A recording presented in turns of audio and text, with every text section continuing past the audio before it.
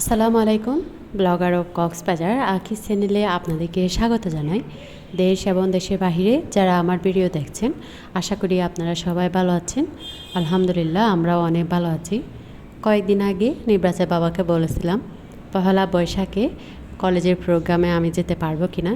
উনি আমাকে হ্যাঁ বলেছিলেন পহেলা বৈশাখে হয়তো স্কুল বন্ধ থাকতে পারে, মানে ওই দিনে কোনো প্রোগ্রাম যদি না থাকে তাহলে তুমি অবশ্যই যেতে পারবা, বাচ্চাদেরকে আমি রাখবো। কিন্তু গতকালকে হুটহাট ডিসিশন হয়ে যায় স্কুলে প্রোগ্রাম হবে, ওনাকে ওইদিকে চলে যেতে হবে। আর বাচ্চাদেরকে রেখে তো আমি একা যেতে পারবো না। বাচ্চাদেরকে নিয়ে গেলে ওইদিকে ওরা একটু ঝামেলা করবে, যার কারণে ভেবেই নিয়েছিলাম হয়তো যাব না। কিন্তু সকালে উনি স্কুলে চলে যাওয়ার পর বাচ্চারা ঘুম থেকে উঠতে উনি চলে এসেছেন প্রোগ্রাম শেষ করে। এরপর আমাকে বললেন তুমি হয়তো যেতে পারো, কারণ এখনও জোহরের আজান দেয় না, তার মানে 1টা পর্যন্ত প্রোগ্রাম চলমান থাকবে। ইন্টারমিডিয়েটের রেস্টুরেন্টরা হয়তো সব ডিপার্টমেন্টের রেস্টুরেন্টরা স্টল দিয়ে দিয়েছেন, আমাদের ডিপার্টমেন্টে অনেকেই স্টল দিয়েছেন। আমি কলেজের ফার্স্ট টাইম পহেলা বৈশাখ উপলক্ষে আজকে যাচ্ছি, এর আগে কোনো দিন যাই নাই। নিব্রাসের বাবার কাছে ওদেরকে রেখে আমি নিঃসন্দেহে যে কোনো জায়গায় যেতে পারি। রাস্তা পার হতে এবং গাড়িতে উঠতে যতটুকু সময় লাগে আমার মনে হয় না কলেজে যেতে তার সমপরিমাণ সময় লাগে। কেন জানি বাংলা নববর্ষের ফিলিংসটা নাই। আমরা বাঙালি, কিন্তু অনেক সময় অনেকে বাংলা ভাষার নামও বলে যায়। আমার আজকে যে পহেলা বৈশাখ সেটা আমার মনেও ছিল না।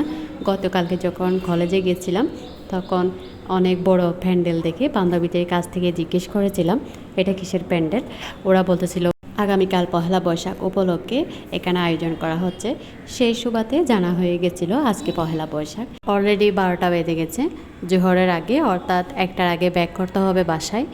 তো কিছুক্ষণ পর ড্রাইভার আঙ্কেলটা দাঁড়িয়ে যাচ্ছিল, তবে কেন যাচ্ছিল সেটা আমি একটু একটু আন্দাজ করতে পেরেছি। গাড়িতে যেহেতু আমি একা যাত্রী, তো উনি একটা যাত্রী নিয়ে ওইদিকে আর যেতে চাচ্ছিল না। এটা প্রায় সময় হয়, আমি অনেক সময় অনেক পোস্টে পড়েছি, অনেক ব্লগাররা ইন্টারভিউ দিয়েছেন বা অনেক ভিডিওতে দেখেছি কক্সবাজারের গাড়িওয়ালাদের ভিডিওতে। এটাও আমি সবসময় ফিল করতে পেরেছি। কিন্তু আমি যখনই কলেজে যাই আমি ওনাদের সাথে কথা বলে উঠি, ভাড়া, তারপর কতটুকু যাব, কোন কলেজে যাব, সব কিছু ওঠার আগে ঠিক করে নিই। সিটি কলেজ পর্যন্ত আসার পর উনি আর যেতে যাচ্ছিল না, তবে কয়েকজন স্টুডেন্ট পেয়ে আবার গাড়িটা স্টার্ট করেছেন। ভাড়া এবং প্লেস ঠিক না করে গাড়িতে উঠলে অনেক সময় সমস্যা হয়ে যায়। ওনারা ওনাদের প্রয়োজন অনুযায়ী, ওনাদের সুবিধা অনুযায়ী একটা অ্যামাউন্ট নির্দিষ্ট করে দেন, যেটা অবশ্যই দিতে হবে। আর প্লেস যদি ঠিক না করে ওঠেন তাহলে যে কোনো স্থানে গিয়ে হুট করে নামিয়ে দেবে। দেখা যায় যে সরকারি কলেজ থেকে প্লেস ঠিক না করে যদি গাড়ি উঠি তাহলে হয়তো টার্মিনাল এসে নামিয়ে দেয়। এটা অনেক বিরক্তি লাগে। আর 4 লেনের রাস্তা পার হওয়া, গাড়ি চেঞ্জ করা, আর ভাড়াও ডাবল হয়ে যায়। অলরেডি আমি কলেজে পৌঁছে গেছি। আজকে কিন্তু কলেজ নতুন সাজে সেজেছে, চারদিকে অনেক রঙিন দেখাচ্ছে, সাথে সবুজ। 9টার দিকে হয়তো আনন্দ মিছিল করে ফেলেছেন। আর এদিকে সাংস্কৃতিক অনুষ্ঠানের আয়োজন করা হয়েছে। বাংলা নববর্ষের প্রথম দিন সব কিছু সবার জীবনে নতুন করে শুরু হোক। কারো জীবনে দুঃখ, কারো জীবনে হতাশা, সবার জীবনে কোনো না কোনো সমস্যা আছেই। সমস্যাবিহীন মানুষ আছে বলে আমার মনে হয় না। সবাই সব দিক দিয়ে পরিপূর্ণ নয়, কারো না কারো জীবনে কোনো এক দিক দিয়ে হয়তো অপূর্ণতা রয়েছে। সেই অপূর্ণতা পূরণ হোক, তবে সেই অপূর্ণতা পূরণ করার জন্য অবশ্যই পরিশ্রম থাকতে হবে, অধ্যবসায়ী হতে হবে। দুঃখ নামের শব্দটা যাতে কাউকে ছুঁতে না পারে। তবে জীবনে এতটুকু দুঃখ পাওয়া প্রয়োজন যতটুকু দুঃখ পেলে, কষ্ট পেলে মানুষ পরিশ্রম করে অধ্যবসায়ী হয়ে ফের খুঁজে মরিয়া হয়ে ওঠে।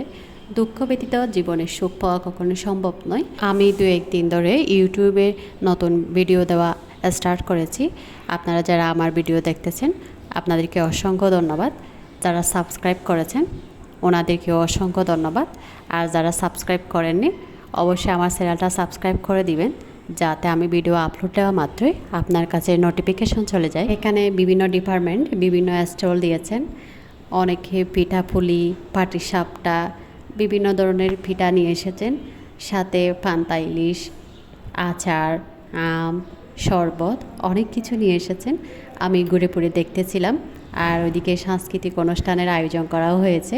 যদিও আমাদের ডিপার্টমেন্টের স্টলে তেমন আইটেম নাই, এটা হচ্ছে আমাদের ডিপার্টমেন্টের, তবু ওদের সুবিধার্থে ওদের খুশির জন্য আমি বাচ্চাদের জন্য এখান থেকে পিঠা, দুধ পুলি, পাটিসাপটা অনেক কিছু নিয়েছি।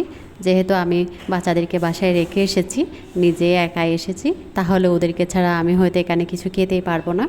আর এদিকে সাংস্কৃতিক অনুষ্ঠানের আয়োজন করা হচ্ছে, কেউ রবীন্দ্রসঙ্গীত, কেউ কবিতা পাঠ করতেছে, অনেক সুন্দর লাগতেছে। অধ্যক্ষ মহোদয় অলরেডি স্টলগুলো পরিদর্শন করে গিয়েছেন।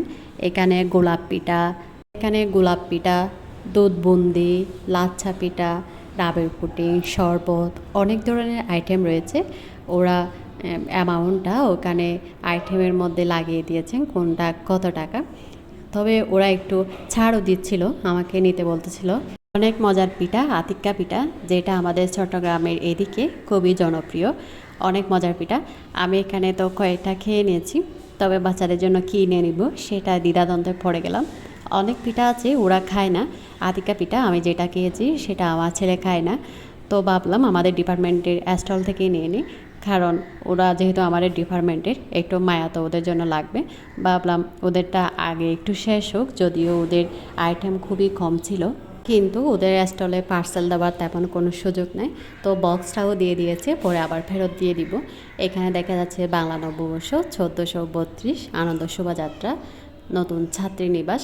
এখানে অনেক সুন্দর পোস্টার লাগানো হয়েছে রঙিন, সাথে সাংস্কৃতিক অনুষ্ঠানও হচ্ছে।